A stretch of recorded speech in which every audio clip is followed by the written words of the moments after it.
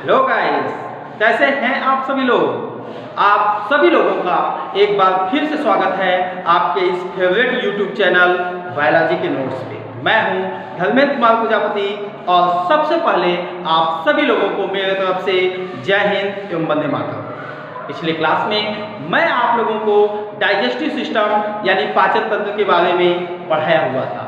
उसी तंत्र को आगे बढ़ाते हुए आज मैं लेकर के आया हूं आप लोगों के लिए एक बेहतरीन और नॉलेज से भरा हुआ एक ऐसा वीडियो जिसमें आप आज पढ़ेंगे डाइजेशन के बारे में। आज के वीडियो में मैं आपको बताने वाला हूं कि डाइजेशन होता क्या है, डाइजेशन बोलते किसको है, या डाइजेशन के कितने टाइप्स होते हैं और किस किस तरीके से भोज्य पदार्थ जो होते हैं वो पचते हैं। इन सभी टॉपिक्स पर बात करने वाले हैं हम आज।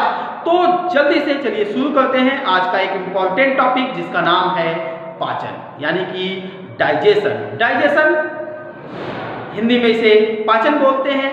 पाचन एक ऐसी प्रक्रिया है जिसमें कार्बनिक एवं अघुलनशील भोज्य पदार्थ जो होते हैं, या कह सकते हैं जटिल एवं अघुलनशील भोज्य पदार्थ जो होते हैं, वो अपने छोटे छोटे अणुओं में टूट जाते हैं। तो यह प्रक्रिया पाचन कहलाती है।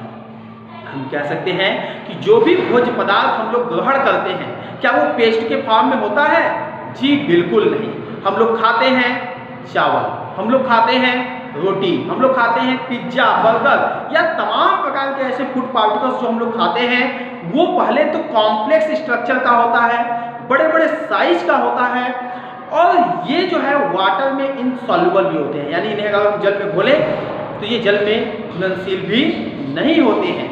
ये फूड पार्टिकल्स हमारे बॉडी में पहुंचने के बाद तमाम प्रकार की ऐसी प्रक्रियाएं होती हैं जिनके फलस्वरूप ये बड़े बड़े फूड पार्टिकल टूट टूट करके छोटे छोटे मॉलिक्यूल्स में इनसॉल्युबल से सॉल्युबल फॉर्म में बदल जाते हैं, टूट जाते हैं। तो यह प्रक्रिया पाचन या डाइजेशन कहलाती है, या हम कह सकते हैं the breaking down of the food particles या breaking down of complex and insoluble food particles into its simpler form. जो भी कॉम्प्लेक्स और इनसॉल्युबल फूड पार्टिकल्स हैं वो अपने छोटे छोटे अणुओं में, अपनी छोटी छोटी इकाइयों में जल में घुलनशील तरीके के भागों में टूट जाते हैं, और यह प्रक्रिया पाचन कहलाती है।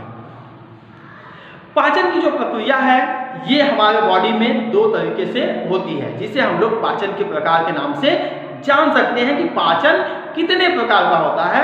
तो हमारे शरीर में भोजन का पाचन दो तरीके से होता है।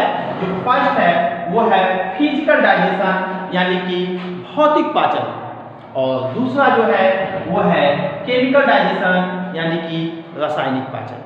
तो भौतिक पाचन यानी कि ऐसा पाचन जो भौतिक प्रक्रियाओं के फलस्वरूप, भौतिक क्रियाओं से पाचन की प्रक्रिया जब होती है तो उसे हम लोग भौतिक पाचन कहते हैं। या हम इसे दूसरे शब्द में इस तरीके से बता सकते हैं कि जब किसी ऐसी एक्टिविटी जो कि फिजिकल हो, उस एक्टिविटीज के द्वारा अघुलनशील एवं कॉम्प्लेक्स फूड पार्टिकल्स जो होते हैं, जटिल भोज्य पदार्थ जो होते हैं, वो अपने छोटे छोटे अणुओं में, सिंपल मॉलिक्यूल्स में जब टूट जाते हैं तो इस प्रक्रिया को हम लोग भौतिक पाचन बोलते हैं। जैसे हम लोग जब भोजन को ग्रहण करते हैं तो अपने मुख के द्वारा बकल कैविटी में ग्रहण करते हैं। जैसे ही भोजन हम लोगों के बकल कैविटी में जाता है, हम लोग अपनी दांतों से भोजन को चबाने लगते हैं। च्यूइंग करने की जो प्रक्रिया है यह एक प्रकार का भौतिक पाचन होता है। च्यूइंग में होता क्या है कि हमारे जो जबड़े हैं, उन जबड़ों पर उपस्थित जो दांत हैं वो भोजन को काटने, मसलने, पीसने का कार्य करने लगते हैं, जिससे जो भी बड़े बड़े साइज के फूड पार्टिकल्स हैं वो छोटे होने लगते हैं। किसी दांतों से हमने काटा, किसी से भोजन को चीरा फाड़ा, तो किसी से उसको महीन किया, तो बड़े बड़े जो फूड पार्टिकल्स हैं जो कि लार्ज साइज के हैं वो अपने और भी स्मॉल पीसेस में टूट जाते हैं, कट जाते हैं, और यह क्रिया जो है वो एक फिजिकल डाइजेशन यानी भौतिक पाचन के फलस्वरूप कहलाती है। साथ ही साथ जब भोजन हमारे बकल कैविटी से पीछे की ओर खसकता है, बकल कैविटी से भोजन जो होता है पीछे की ओर खसकता है। आप इस चित्र के माध्यम से समझ सकते हैं कि जैसे ही भोजन यहाँ से ईसोफेगस में जाता है, ईसोफेगस जो है उसमें एक प्रकार की गति होती है जिसे हम लोग क्रमाकुंचन गति बोलते हैं। इन क्रमाकुंचन गतियों के कारण भी ये जो आपस में फूड पार्टिकल्स होते हैं वो एक दूसरे से टकराते हैं और टकराने के फलस्वरूप टूटते हैं। जिस प्रकार हिमालय से, या कह सकते हैं जिस प्रकार पर्वतीय क्षेत्रों से नदियां जब उद्गम करती हैं, नदियां जब निकलती हैं, तो वो अपने साथ बड़े बड़े चट्टानों को, बड़े बड़े पत्थरों को, कंकड़ों को वहां से ले करके आती हैं और रास्ते में इन पानी के बहाव के कारण ये पत्थर आपस में टकरा करके छोटे छोटे बालू के कणों के रूप में तब्दील हो जाते हैं, बदल जाते हैं। उसी तरीके से फूड पार्टिकल्स जैसे ही हमारे फूड पाइप में आगे की ओर खिसकता है, तो इस फूड पाइप में एक वाइब्रेटिंग टाइप की गति होती है जिसे हम लोग क्रमाकुंचन गतियां कहते हैं। ये एक कीड़े जैसी गति होती है। तो इस गतियों के कारण फूड पार्टिकल्स आपस में टकराते हैं और टकराने के फलस्वरूप वो छोटे छोटे पार्टिकल्स में टूट जाते हैं। तो ये प्रक्रिया एक भौतिक पाचन का उदाहरण होता है। साथ ही साथ स्टमक में भोजन आने पर उसमें तमाम प्रकार के एंजाइम्स, तमाम प्रकार के जूस जो होते हैं वो उसमें मिल जाते हैं और काइम का निर्माण होता है। तो इस तरीके से भोजन की लुगदी बन जाती है, वह भी एक भौतिक पाचन का उदाहरण है। तो भौतिक पाचन में हमने देखा कि भोजन का भौतिक रूप से पाचन हो रहा था, यानी फिजिकल तरीके से एक डाइजेशन हो रहा था, जिसमें हम लोग भोजन को चबा रहे थे, या भोजन पैरास्टैटिक मूवमेंट की वजह से क्या होता, क्रमाकुंचन गतियों के कारण फूड पार्टिकल्स छोटे छोटे अणुओं में टूट रहा था। तो यह एक भौतिक पाचन का उदाहरण था। अब हम लोग रुख करते हैं अपना केमिकल डाइजेशन की तरफ कि रासायनिक पाचन क्या है, यानी पाचन की एक ऐसी प्रक्रिया जिसमें रासायनिक विधि के द्वारा, केमिकल के द्वारा, केमिकल जूस के द्वारा या केमिकल एंजाइम के हेल्प से फूड पार्टिकल्स जो है वो इनसॉल्युबल कॉम्प्लेक्स फूड पार्टिकल्स अपने सिंपल फॉर्म में ब्रेक डाउन होगा। तो ये प्रक्रिया रासायनिक पाचन के अंतर्गत आती है। यानी जटिल एवं अघुलनशील जो भी भोज्य पदार्थ है वो पाचक रसों की सहायता से या पाचक एंजाइमों की सहायता से या केमिकल की हेल्प से अपने छोटे छोटे मॉलिक्यूल्स में, अपने सिंपल फॉर्म में, अपने बेस यूनिट में ब्रेक डाउन हो जाते हैं, टूट जाते हैं, विखंडित हो जाते हैं। तो यह प्रक्रिया रासायनिक पाचन कहलाती है। तो आपने देखा कि भौतिक पाचन और रासायनिक पाचन में किस तरीके का अंतर था। रासायनिक पाचन में तमाम प्रकार के एंजाइम्स यूज होते हैं, जबकि भौतिक पाचन में किसी भी प्रकार का एंजाइम्स यूज नहीं होता है। भौतिक पाचन केवल फिजिकल प्रोसेस से होता है, जबकि रासायनिक पाचन में केमिकल रिएक्शंस भी होते हैं, तमाम प्रकार के रिएक्शंस होते हैं। तो आज हम लोग चलने वाले हैं कि ये जो डाइजेशन की प्रक्रिया थी, ये जो केमिकल डाइजेशन था, उस डाइजेशन की प्रक्रिया किस तरीके से होती है, या पाचन का जो मैकेनिज्म है उसकी बात करने वाले हैं कि पूरा हमारे बॉडी में भोजन किस तरीके से पचता है। तो सबसे पहले हम लोग शुरुआत करते हैं एलिमेंट्री कैनाल का जो सेकेंड पार्ट है, जिसे हम लोग बकल कैविटी बोलते हैं, मुख गुहा बोलते हैं, वहां से। जैसे ही भोजन को हम लोग अपने मुख गुहा में ग्रहण करते हैं, भोजन का सबसे पहले भौतिक पाचन स्टार्ट हो जाता है। भौतिक पाचन के फलस्वरूप हम लोग भोजन को चबाने लगते हैं। साथ ही साथ हमारे माउथ में सलाइवा सेक्रेट होने लगता है। सलाइवा यानी कि लाल जो होता है वो लाल ग्रंथियों के द्वारा स्रावित होता है। यहाँ चित्र में देख सकते हैं कि ये पैरोटिड ग्लैंड जो है ये एक प्रकार की लाल ग्रंथि होती है।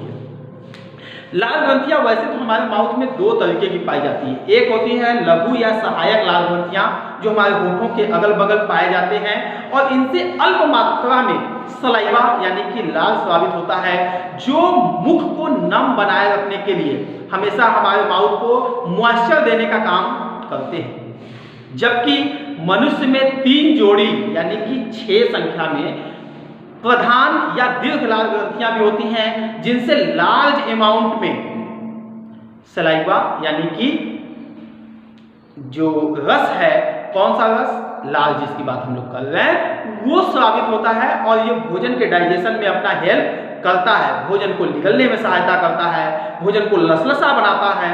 तो ये कार्य लाल यानी सलाइवा का होता है। तो जैसे ही बकल कैविटी में हमने भोजन को, फूड को इंटेक किया, ग्रहण किया, हमारे बकल कैविटी में तमाम प्रकार से लाल सेक्रेट होने लगते हैं। यानी जो भी दीर्घ या प्रधान लाल ग्रंथियां हैं, जिन्हें हम लोग कर्णमूल, अधोहनु और अधोजिह्वा के नाम से जानते हैं, इन ग्रंथियों से लाल का सेक्रेशन होने लगेगा, सलाइवा निकलने लगेगा। अब इस सलाइवा में क्या होगा, कई प्रकार के एंजाइम्स होते हैं। सबसे पहले इसमें होता है टाइलिन और लाइसोजाइम्स। यहां हम आपको बता सकते हैं टाइलिन और लाइसोजाइम्स, ये दो एंजाइम्स जो हैं, यहाँ पी कभी कभी साइलेंट भी होता है। तो टाइलिन और लाइसोजाइम्स नामक एंजाइम्स जो होते हैं वो सलाइवा यानी कि लाल में उपस्थित होते हैं। इनमें से ये जो टाइलिन है ये एमाइलेज जैसा बिहेव करता है या एमाइलेज ही होता है। ये स्टार्च को ग्लूकोज में कन्वर्ट करता है, या आप कह सकते हैं ग्लूकोज का यहाँ दूसरा फॉर्म होता है जिसे हम लोग माल्टोज बोलते हैं। तो टाइलिन ने क्या किया, टाइलिन आपके भोजन में जो भी स्टार्च था, जो भी मंड था, उस मंड के 30% भाग को 30% ऑफ स्टार्च को माल्टोज नामक शुगर में बदल देता है। यही कारण है कि जब हम लोग मंड से अधिकता वाला ऐसा भोजन जिसमें मंड की अधिकता हो उसको जब हम लोग ग्रहण करते हैं तो हमें वह भोजन हल्का मीठा सा प्रतीत होता है। यदि आप सूखी रोटी खा रहे हैं या फिर भुना हुआ चना खा रहे हैं तो इन भोज्य पदार्थों में स्टार्च की अधिकता पाई जाती है, यानी स्टार्च अधिक पाया जाता है। और जैसे ही सलाइवा उसमें मिक्स होता है, सलाइवा में उपस्थित टाइलिन एंजाइम्स जो है वो उस स्टार्च को माल्टोज नामक शुगर में कन्वर्ट कर देता है, बदल देता है। तो यहाँ पर एक रासायनिक पाचन की प्रक्रिया प्रारंभ हो जाती है। जबकि लाल में ही उपस्थित लाइसोजाइम्स जो एंजाइम्स है वो जीवाणुओं और विषाणुओं को मारने का कार्य करता है। तो इस तरीके से आपने देखा कि लाल ग्रंथियों द्वारा स्रावित लाल जो था उसमें एक एंजाइम था जिसका नाम था टाइलिन। वो भोजन के 30% स्टार्च को या मंड को माल्टोज नामक शर्करा या शुगर में बदलने का कार्य करता है। जबकि लाइसोजाइम्स जो है वो जीवाणुओं विषाणुओं को, भोजन में अगर कोई भी बैक्टीरिया या जर्म्स हैं तो उनको मारने का प्रयास करता है। अब इस बगल कैविटी से भोजन जो होता है फेरिंग्स से होता हुआ ईसोफेगस में चला जाता है, और ईसोफेगस में फिजिकल डाइजेशन के रूप में क्रमाकुंचन गतियां जो होती हैं वो होती रहती हैं, जिससे भोजन जो है इस तरीके से आगे खिसकते हुए चला आता है आहार नाल के सबसे चौड़े भाग में, जिसे हम लोग स्टमक बोलते हैं। आहार नाल के सबसे चौड़ा भाग जो कि स्टमक कहलाता है, स्टमक में भोजन 2 से 3 घंटे तक रुकता है, और इस 2 से 3 घंटे के दौरान इस स्टमक यानी कि जो अमाशय है उस अमाशय की दीवारों में गैस्ट्रिक ग्लैंड प्रेजेंट होते हैं। इन अमाशय की दीवारों में गैस्ट्रिक ग्लैंड यानी कि जठर ग्रंथियां पाई जाती हैं, और ये जठर ग्रंथियां जठर रस का स्रावन करती हैं। हम बात कर रहे हैं स्टमक की, कि स्टमक यानी कि अमाशय जो है, इस अमाशय की दीवारों में जठर ग्रंथियां पाई जाती हैं, जठर ग्रंथियां पाई जाती हैं, और इन जठर ग्रंथियों से जठर रस यानी कि गैस्ट्रिक जूस निकलता है। ये गैस्ट्रिक जूस जो होते हैं उसमें भी तमाम प्रकार के एंजाइम्स होते हैं। सबसे पहले जठर रस जो है इसमें आपका पेप्सिन, रेनिन एवं जठर लाइपेज ये 3 एंजाइम्स मुख्य रूप से निकलते हैं। जठर रस जो कि जठर ग्रंथियों से स्रावित होता है, इसमें पेप्सिन स्रावित होता है, रेनिन स्रावित होता है और जठर लाइपेज होता है, और ये सब भोजन को डाइजेस्ट करने का कार्य करते हैं। अब यहाँ पर पेप्सिन जो है ये एक प्रोटीन पाचक एंजाइम्स है, यानी आपके फूड पार्टिकल्स में जो भी प्रोटीन के अणु हैं, जो भी प्रोटीन वाला भाग है उस पर ये तुरंत वर्क करना शुरू कर देता है पेप्सिन, और ये उन्हें अमीनो अम्ल में कन्वर्ट करता है। यानी पेप्सिन जो है वो प्रोटीन के डाइजेशन से एमिनो एसिड का निर्माण करता है। साथ ही साथ जो रेनिन नामक एंजाइम्स है ये दूध में उपस्थित केसीन प्रोटीन का डाइजेशन करता है। दूध में केसीन प्रोटीन का डाइजेशन करता है। दूध जितने भी मिल्की सब्सटेंस आप खाए हैं, चाहे वो पनीर हो, चाहे वो दही हो, या दूध का बना कोई भी प्रोडक्ट हो, उसमें एक प्रोटीन पाया जाता है जिसे हम लोग केसीन के नाम से जानते हैं, और इस केसीन को डाइजेस्ट करने का काम रेनिन का होता है। यानी रेनिन जो है वो केसीन प्रोटीन को डाइजेस्ट करता है, और साथ ही साथ जठर लाइपेज जो है ये वसा का पाचन करता है। आपके भोज्य पदार्थ में जो भी घी, तेल, मक्खन या ऑयली सब्सटेंस आपने खाया हुआ है उसमें वसा का जो डाइजेशन है वो जठर लाइपेज के द्वारा होगा। इन 3 प्रमुख एंजाइमों के अलावा गैस्ट्रिक जूस में यानी जठर रस में HCl यानी कि हाइड्रोजन क्लोराइड या हाइड्रोक्लोरिक अम्ल का भी श्रवण होता है। अब ये जो HCl है, हाइड्रोक्लोरिक अम्ल, यानी कि हमारे अमाशय में जो अम्ल का सेक्रेशन हो रहा है उसके भी अपने कुछ अलग फंक्शन होते हैं। सबसे पहले तो ये HCl पेप्सिन को सक्रिय करता है। पेप्सिन प्रायः अम्लीय माध्यम में ही सक्रिय होता है, अम्ल के उपस्थिति में ही प्रॉपर रूप से वर्क करता है। ये पहला कार्य हो गया। दूसरा, ये भोजन को अम्लीय बना देता है, ये सेकंड वर्क हुआ। और तीसरा ये है कि जो भी जर्म्स, जो भी कीटाणु या जो भी विषाणु जीवाणु जो हैं वो आपके माउथ में लाइसोजाइम से बच गए हुए हैं, वह अम्ल जो होता है उन्हें भी मारने का कार्य करता है, और साथ ही साथ भोजन को सड़ने से भी बचाता है। इस तरीके से हमारे अमाशय में स्रावित होने वाला HCl जो है वो भी एक स्पेसिफिक और ढेर सारे फंक्शन को कैरी करता है। क्या क्या फंक्शन था? तो फंक्शन था कि ये जो पेप्सिन है वो अम्ल के माध्यम में ही सक्रिय होता है। दूसरा, वो जीवाणुओं विषाणुओं को मारने का कार्य करता है। तीसरा जो फंक्शन था वो भोजन को सड़ने से बचाता है, और चौथा वो भोजन को अम्लीय बनाता है। इस तरीके के फंक्शन HCl के द्वारा होता है। जैसे ही भोजन आपके अमाशय से डाइजेस्ट होने के बाद अगले भाग में पहुंचता है तो वो पहुंचता है छोटी आंत के ग्रहणी भाग में। छोटी आंत का ग्रहणी भाग जो होता है वो सी के आकार का, यहाँ आप देख सकते हैं सी के आकार का एक भाग होता है जिसे डोडिनम कहते हैं। पिछले वीडियो में मैंने आपको ये स्पष्ट रूप से बताया था। इस ग्रहणी भाग में भोजन का मुख्य रूप से पाचन होता है। अगर हम जानना चाहें कि भोजन का मुख्य रूप से पाचन कहाँ होता है तो भोजन का मुख्य रूप से पाचन छोटी आंत के ग्रहणी भाग में होता है। छोटी आंत के ग्रहणी भाग में लीवर के द्वारा, यहाँ आप लीवर चित्र में देख सकते हैं, लीवर के द्वारा स्रावित बाइल जूस आता है। साथ ही साथ पैनक्रियाज यानी कि अग्न्याशय के द्वारा स्रावित अग्न्याशयी रस, और खुद छोटी आंत की दीवारों में भी ढेर सारे ग्लैंड पाए जाते हैं जिन्हें हम लोग आंतरीय रस वहां से स्रावित होता है कहते हैं। तो यहाँ पर आपके छोटी आंत के ग्रहणी भाग में मुख्य रूप से 3 प्रकार के एंजाइम्स या कह सकते हैं 3 प्रकार के रस आपके पास उपस्थित है जो सभी मिल करके भोजन का पाचन करते हैं। छोटी आंत की ग्रहणी भाग में सबसे पहले बाइल आया जो कि आया था फ्रॉम लीवर। कहां से आया था? ये लीवर से साबित हुआ था। दूसरा जो है वो पैनक्रियाटिक जूस है, पैनक्रियाटिक जूस ये आता है पैनक्रियास से, पैनक्रियास से। और तीसरा जो है वो है इंटेस्टाइनल जूस, इंटेस्टिनल जूस। और इंटेस्टाइनल जूस जो है ये आता है स्मॉल इंटेस्टाइन से या इंटेस्टाइन से आप बोल सकते हैं आता है।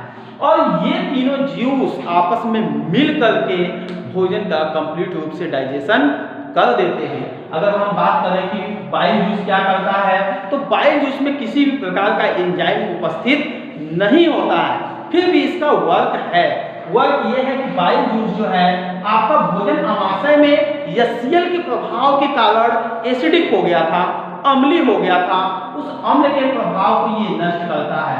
यानी ये भोजन को के अम्लीय प्रभाव को, भोजन के अम्लीय प्रभाव को नष्ट करता है या कम करता है, कम करता है।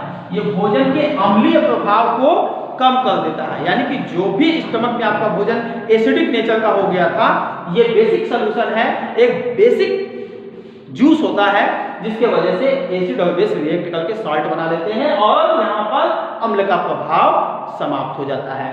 साथ ही साथ ये फैट के पायसीकरण में, पायसीकरण करण में भी सहायता करता है, फैट के डाइजेशन में भी हेल्प करता है।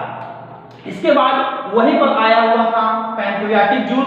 पैनक्रियाटिक जूस जो है वो पैनक्रियाज के बहिस्रावी भाग से आया हुआ था, अग्न्याशय के बहिस्रावी भाग से अग्न्याशयी रस का स्राव होता है, जिसमें ट्रिप्सिन, काइमोट्रिप्सिन,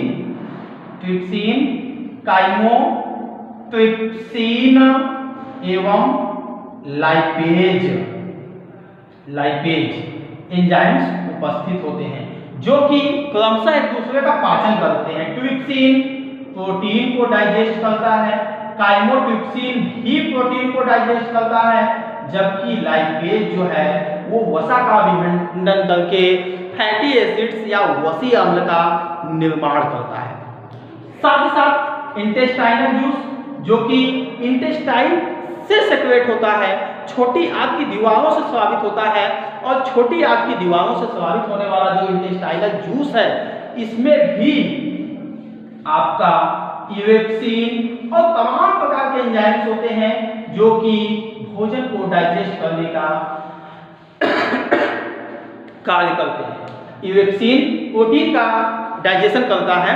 तो इस तरीके से कभी-कभी एग्जाम्स में आपको कई एंजाइम्स का नाम दे देगा, उसमें से भी पूछता है कि निम्नलिखित में से कौन सा प्रोटीन से पाचन करने वाला एंजाइम्स है। तो आप नाम याद रखिए, जैसे ट्रिप्सिन, इरेप्सिन और उसके अलावा काइमोट्रिप्सिन, पेप्सिन, ये सब प्रोटीन को डाइजेस्ट करने वाले एंजाइम्स हैं। जो भी एंजाइम्स लाइपेज होते हैं वो वसा का पायसीकरण या वसा का विघटन करते हैं। तो इस तरीके से आपने देखा कि छोटी आंत के गहरी भाग में भोजन का मुख्य रूप से पाचन हो जाता है। अब भोजन जो है वो अपने छोटे छोटे मॉलिक्यूल्स में टूट चुका है। कार्बोहाइड्रेट्स जो है वो एमाइलेज के द्वारा, एमाइलेज जो है वो पैनक्रियाज से स्रावित होता है, अमाइलेज, और ये कार्बोहाइड्रेट्स का डाइजेशन करता है। कार्बोहाइड्रेट्स ब्रेक डाउन होकर के ग्लूकोज बन चुका हुआ है, प्रोटीन ब्रेक डाउन होकर के एमिनो एसिड्स बन चुका है,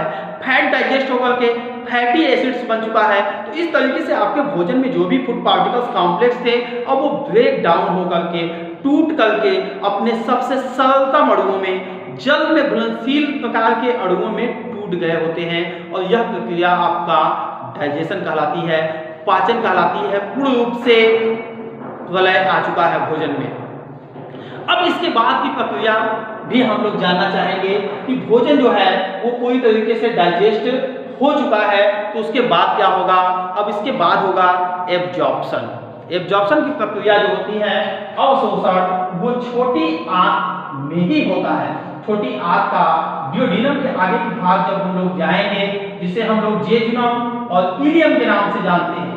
जेजुनम और इलियम यानी कि छोटी आंतों की जो दीवारें होती हैं, उसमें कुछ इस तरीके की अंगुली जैसी संरचनाएं पाई जाती हैं। इन अंगुली जैसी संरचनाओं को, इन फिंगर लाइक स्ट्रक्चर्स को हम लोग माइक्रोविलाई या रसांकुर बोलते हैं। छोटी आंत में की दीवारों में अनेक फिंगर लाइक स्ट्रक्चर, अंगुली जैसी संरचनाएं इस तरीके से निकले होते हैं, और इस संरचना को हम लोग रसांकुर या माइक्रोविलाई के नाम से जानते हैं। इन माइक्रोविलाई से जो भी रुधिर और लसिका के वेसिकल्स, ये वाहिनियां होती हैं, वेसल्स होते हैं, वो इनसे जुड़ी होती हैं, और यही भोजन का एब्जॉर्प्शन करती है। अगर हम बात करें कि एब्जॉर्प्शन क्या है, तो छोटी आंत में पचे हुए भोजन का या छोटी आंत में पचे हुए पोषक तत्वों का वहां से खींच करके ब्लड में मिल जाना ही एब्जॉर्प्शन या अवशोषण कहलाता है। तो इस तरीके से आपने देखा कि हमारे भोजन का पाचन हमारे डाइजेस्टिव ट्रैक्ट में किस किस स्थान पर किस तरीके से हो रहा था, और कंप्लीट रूप से डाइजेशन जो था वो छोटी आंत में आकर के समाप्त हो जाता है, और छोटी आंत में ही भोजन का अवशोषण भी हो जाता है। तो इस तरीके से हमारा जो डाइजेस्टिव सिस्टम था वो यहाँ पर आपका कंप्लीट होता है। आपने वीडियो को अंत तक देखा, इसलिए आपका बार बार धन्यवाद। और अगर आप मेरे इस चैनल पर नए हैं तो मेरे इस चैनल को सब्सक्राइब जरूर कर दें, साथ ही साथ बेल आइकन को दबा दें, ताकि हमारी जो भी वीडियो हो वो सबसे पहले आप तक पहुँचे। और अंत में आप सभी लोगों को फिर से जय।